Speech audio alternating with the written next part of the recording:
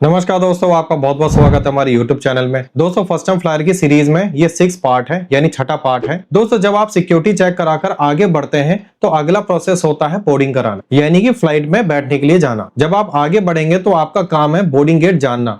जो भी आपका बोर्डिंग कार्ड है या बोर्डिंग पास जो भी आपके पास है, तो आप उसमें देखिए कि आपका बोर्डिंग गेट कितना है। अक्सर ये होता है कि जो पैसेंजर है वो उसमें जोन देखते हैं और जोन उनको समझ में आता नहीं कि कहां पर है, तो वो कंफ्यूज हो जाते हैं। तो आपको कुछ भी नहीं देखना, आपको सिर्फ देखना बोर्डिंग गेट नंबर। आप स्क्रीन पर देख सकते हैं बोर्डिंग कार्ड में यहाँ पर गेट नंबर मेंशन होता है।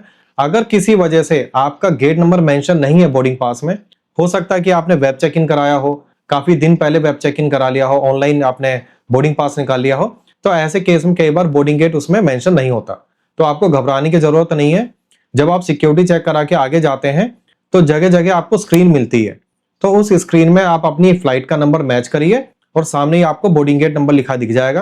तो बोर्डिंग गेट जब आप जान लेते हैं कि आपको कौन से बोर्डिंग गेट से जाना है, तो आप उस बोर्डिंग गेट के पास जाके बैठ जाइए। अगर आपके पास काफी सफिशिएंट टाइम है तो आप एयरपोर्ट की जो भी फैसिलिटीज हैं उनको यूज कर सकते हैं। वॉशरूम है, पानी है, शॉपिंग है, जो भी वहां पर चीजें हैं आप उसको इस्तेमाल कर सकते हैं। और जब भी आपका बोर्डिंग का टाइम होता है तो आप अपने बोर्डिंग गेट पर जाकर बैठ जाइए। और जब भी बोर्डिंग का टाइम हो जाता है तो जो भी एयरलाइन का स्टाफ है वो वहां पर अनाउंस कर देते हैं, जिससे कि आपको मालूम चल जाता है कि आपकी बोर्डिंग शुरू हो रही है। कई बार क्या होता है कि बोर्डिंग गेट चेंज भी हो जाता है, तो जिसके लिए एयरलाइन स्टाफ अनाउंसमेंट भी करता है। तो आपको हमेशा जो भी अनाउंसमेंट हो रही है उस पर भी ध्यान देना है। उसके बाद दोस्तों, जब आपकी बोर्डिंग शुरू हो जाती है तो आप अपनी फ्लाइट में बैठ जाते हैं। हो सकता है आपको फ्लाइट तक बस के द्वारा ले जाया गया हो, या हो सकता है एरो ब्रिज कनेक्ट हुआ हो जिससे डायरेक्ट आप फ्लाइट में बैठ जाते। तो किसी भी कंडीशन में जब आप अपनी फ्लाइट में पहुंच जाते हैं, आपका बोर्डिंग प्रोसेस कंप्लीट हो जाता है। जब आप फ्लाइट के अंदर एंटर करते हैं तो सबसे मेन चीज है कि आप अपनी सीट के बारे में जानें। जो भी आपके बोर्डिंग कार्ड पर सीट नंबर दिया होता है उसको आप देखिए। उसमें मान लीजिए 27 है तो 27A हो सकता है, 27B हो सकता है, 27C हो सकता है। ऐसे अल्फाबेटिकली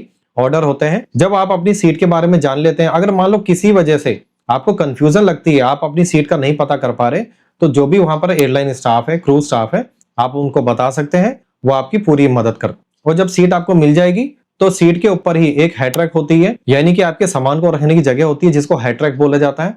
जो भी आपके पास छोटे बैग्स हैं वो आप उसमें रख सकते हैं। अगर आपको कंफ्यूजन होती है या आपकी हाइट छोटी है, आपको सामान रखने में दिक्कत है, तो जो भी क्रूज स्टाफ है आप उनको बताइए, वो आपकी पूरी हेल्प कर देते। जब आप अपनी सीट पर बैठ जाएंगे दोस्तों, तो आपको एक असिस्टेंट का भी ऑप्शन मिलता है।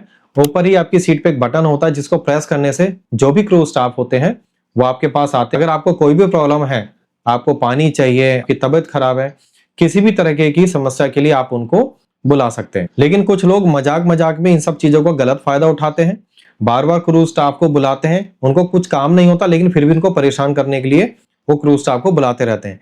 ऐसी कंडीशन में मैं आपको बता दूं दोस्तों, अगर क्रू स्टाफ चाहे कंप्लेंट करके आपको ऑफलोड कर सकता है, तो आप इस चीज को ध्यान रखें। और दोस्तों, जब भी आपको फ्लाइट में वॉशरूम यूज करना है तो हमेशा ये ध्यान रखिए कि वहां पर एक सिंबल दिया जाता है, अगर वो रेड है तो आपको वॉशरूम के लिए नहीं जाने दिया जाएगा, क्योंकि फ्लाइट हो सकता है टर्न कर रही हो, कुछ टर्बुलेंस हो रहा हो, कुछ डिस्टर्बेंस हो रही हो, जिससे कि सेफ्टी के लिए आपको रोक दिया जाता है।